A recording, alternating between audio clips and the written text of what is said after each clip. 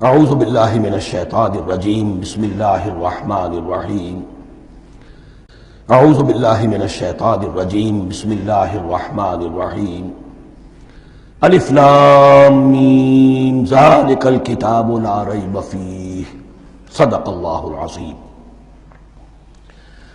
الف لام میم حروف مقطعات ہیں جن کے بارے میں عرض کر چکا ہوں۔ ذالک الکتاب لا ریب فیہ، یہ وہ کتاب ہے اس میں کوئی شک نہیں۔ الکتاب اس لیے کہا گیا ہے کہ قرآن مجید کی پیشین گوئیاں اور خوشخبریاں سابقہ کتابوں میں موجود تھیں، اور چونکہ اس سورہ مبارکہ میں اصل خطاب کا رخ جو ہے وہ ہے سابقہ امت مسلمہ کی طرف، تو ذالک کتاب نہیں کہا گیا، ذالک کتاب لا ریب فیہ نہیں، ذالک الکتاب یہ وہ کتاب ہے، کتاب موعود ہے جس کی پیشن گوئیاں تورات اور انجیل میں موجود تھیں۔ لا ریب فیہ، اس میں کوئی شک نہیں۔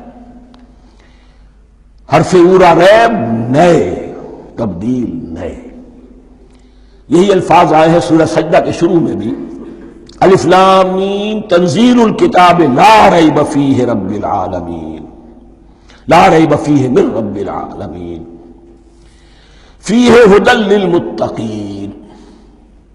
فیہ دونوں طرف مل سکتا ہے، لا ریب فیہ اسے معانقہ کہتے ہیں، لا ریب فیہ پڑھیں گے تو ھدی سے شروع کر دیں گے، لا ریب پر ختم کر دیں گے تو فیہ ھدی للمتقین، یہ دونوں معنی درست ہوں گے۔ ھدی للمتقین یہ ہدایت ہے، رہنمائی ہے اہل تقوی میں جو بچنا چاہیں۔ تقوی کا اصل مفہوم سمجھ لیجئے، وقا یقی کسی کو بچانا، تقوی خود بچنا۔ جن لوگوں کے اندر فطرت سلیمہ ہوتی ہے ان میں اخلاقی حس موجود ہوتی ہے، وہ بری چیز سے بچنا چاہتے ہیں، بھلی کو حاصل کرنا چاہتے ہیں، وہ لوگ ہیں کہ جو گویا کہ اس قرآن کا اصل مخاطب ہے، وہی اس سے استفادہ کر سکیں گے۔ الذین یؤمنون بالغیب، اب ان کے کچھ اوصاف، یہ اصل میں بہت زیادہ واضح ہوتا ہے تعویل خاص کے اعتبار سے کہ دیکھ لو درخت کو اپنے پھل سے پہچانتے ہیں، اس قرآن کے پھل موجود ہیں نا، یہ ابو بکر اور عمر اور عثمان اور علی کون ہیں؟ یہ جو مہاجرین آئے ہیں چل کر، مدینے والوں دیکھو یہ کون ہیں، ان کی شخصیتیں کیا ہیں، ان کا کردار کیا ہے، ان کے اوصاف کیا ہے، یہ کس درخت کے پھل ہیں؟ یہ اس بینہ کے پھل ہیں، یہ اس ذکرہ کے پھل ہیں۔ بینہ رسول من اللہ یتلو صحفا مطہرۃ فیہا کتب قیمہ، یہ اس شجرہ مبارکہ کے پھل ہیں، دیکھ لو ان کے کیا شب و روز ہے۔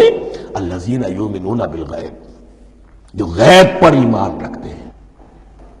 تعویل عام کے اعتبار سے اس کا بہت اہم مفہوم ہوگا، جو یہ طے کر لے کہ سوائے مادے کی دنیا کے مجھے اس سے آگے جانا ہی نہیں، unless I can verify۔ آپ کو معلوم ہے کہ میٹیریل جو حقائق ہیں وہ تو آپ ویریفائی کر سکتے ہیں، آنکھ سے دیکھ سکتے ہیں، کان سے سن سکتے ہیں، ویریفائڈ ہے۔ جو یہ سمجھ لے گا کہ اس کے بیونڈ کچھ نہیں ہے، اس کے لیے قرآن میں کوئی ہدایت نہیں۔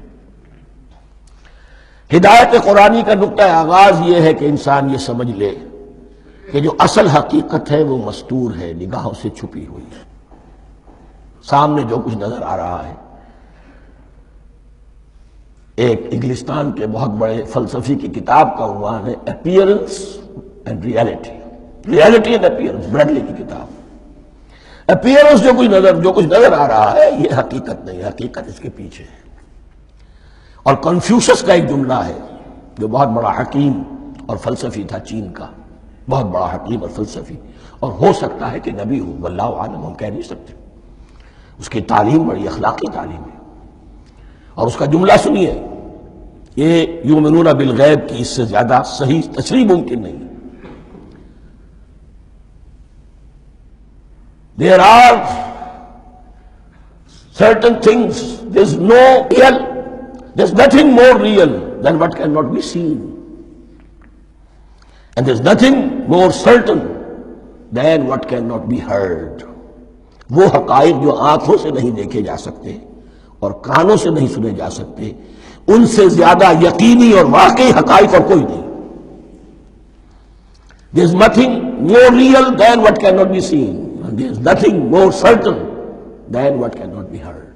الذین یؤمنون بالغیب ویقیمون الصلاۃ، نماز قائم کرتے ہیں، ومما رزقناہم ينفقون، اور جو کچھ ہم نے انہیں دیا ہے اس میں سے خرچ کرتے ہیں، خیر میں، بھلائی میں، نیکی میں، ابناء نو کی حاجات کو رفع کرنے میں، لوگوں کی تکلیفیں دور کرنے میں، خود اللہ کے لیے، اللہ کی رضا جوئی کے لیے، اللہ کو قرض حسنہ دیتے ہوئے۔ صدق اللہ العظیم۔